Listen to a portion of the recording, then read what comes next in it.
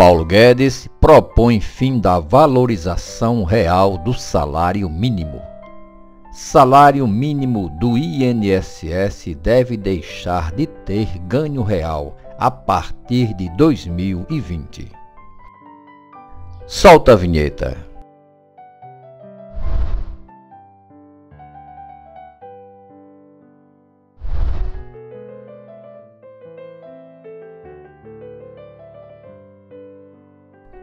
Em uma semana, o governo Bolsonaro terá que tomar uma difícil decisão econômica.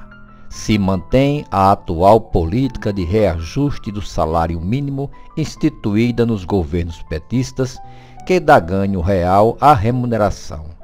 É a inflação mais o crescimento da economia, ou se determina que o mínimo seja reajustado apenas pela inflação. Estudos técnicos, tanto dentro do governo como de instituições independentes, apontam para a segunda como a única opção viável. Segundo esses estudos, não há espaço nas contas do governo para dar ao mínimo reajuste além da inflação oficial. Caso se opte por manter o aumento real, o déficit da Previdência vai crescer ainda mais. Grande parte dos benefícios do regime geral é de um salário mínimo, e em poucos anos o governo não conseguirá cumprir o teto de gastos. O não cumprimento do teto de gastos tem graves consequências. Algumas estão no próprio texto constitucional. Em caso de descumprimento, servidores públicos têm os salários congelados, por exemplo. Não ganham nem reposição pela inflação. Nenhuma despesa pode ter crescimento real, o que, por si só, inviabilizaria uma eventual política de ganho real do salário mínimo. E no longo prazo, o abandono precoce do teto de gastos levaria os juros novamente às alturas. A desvalorização do real e o desemprego tendem a crescer. Tudo isso pela mudança das expectativas dos agentes econômicos.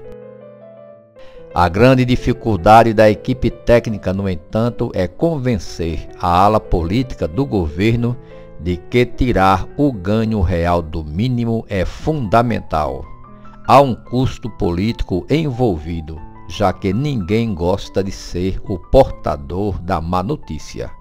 Fora isso, a discussão sobre o mínimo pode contaminar o debate, já não muito organizado, da reforma da Previdência no Congresso. A decisão sobre o mínimo tem que estar no texto da LDO, Lei de Diretrizes Orçamentárias de 2020, elaborada pelo Ministério da Economia e enviada pelo governo até 15 de abril ao Congresso para tramitar. No projeto, o governo tem que apresentar as expectativas de PIB, crescimento do país, inflação e reajuste do salário mínimo.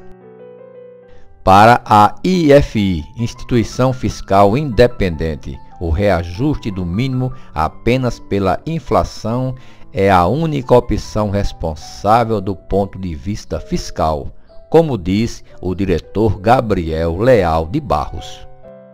Para Leal de Barros, tudo está interligado. O ganho real do mínimo pressiona a Previdência e compromete o teto de gastos, que é o único balizador do país de que o governo não vai ter uma dívida impagável. Sem o teto, o país corre o risco de quebrar. Redução de desigualdades. Os defensores da política de valorização do salário mínimo instituída nos governos passados atribuem à regra a redução da desigualdade social. De acordo com levantamentos, o valor do mínimo correspondia a cerca de 25% da renda média no país em 1995. Após anos de ganho real, saltou para mais de 40%. Com informações de mixvale.com e imagens da internet.